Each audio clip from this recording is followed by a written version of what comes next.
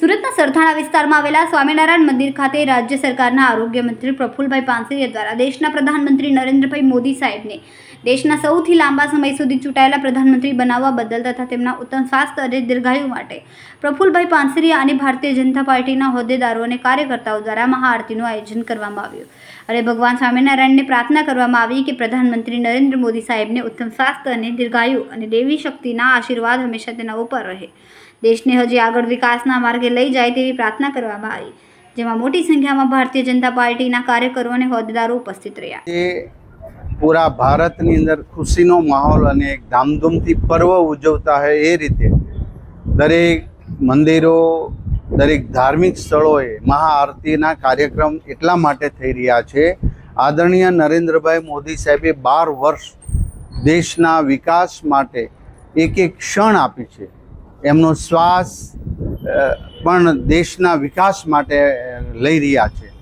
ત્યારે આજે અમે પૂણા સીમાડાના યોગી ચોકમાં પૂજ્ય નિત્ય સ્વરૂપ સ્વામીએ બંધાવેલા મંદિરની અંદર સંતો મોટી સંખ્યામાં કાર્યકર્તાઓ દ્વારા મહાઆરતીનો કાર્યક્રમ રાખ્યો હતો અને જે યુગ પુરુષે દેશની 12 વર્ષની અંદર કાયાપલટ કરી છે, હજી દેવી શક્તિ ભગવાન એમને આપે અને આપણા નરેન્દ્રભાઈ મોદી સાહેબ દેશમાં નહીં પણ દુનિયામાં જે ભારતનો ડંકો વાગી રહ્યો છે એ ડંકો હજી સાંસ્કૃતિક સાથે, ધર્મ સાથે આગળ વધવાની શક્તિ ભગવાન એમને આપી રહ્યા છે ને હજી વધુ આપશે।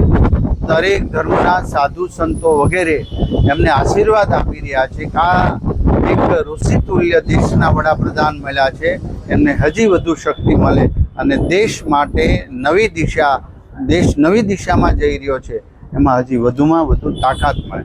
અમે પણ ભગવાન સ્વામિનારાયણને દંડવત પ્રણામ સાથે કરબદ્ધ પ્રાર્થના કરી છે। આપણા નરેન્દ્રભાઈ હજી તંદુરસ્ત જીવન સાથે એક કર્મયોગી તરીકે જે કામગીરી કરી રહ્યા છે એમાં અનેક અનેક શક્તિઓ, દેવી શક્તિઓ એમને મદદ કરે અને આજે દેશ નવી દિશા તરફ જઈ રહ્યો છે એ દિશા સંપૂર્ણપણે આભને આમી જાય એવી શક્તિ આપે। અસ્તુ, જય સ્વામિનારાયણ। કેમેરામેન સેનલ વિરાણી સાથે વિશાલ છેઠા, માનવ પ્રભા ન્યૂઝ, સુરત।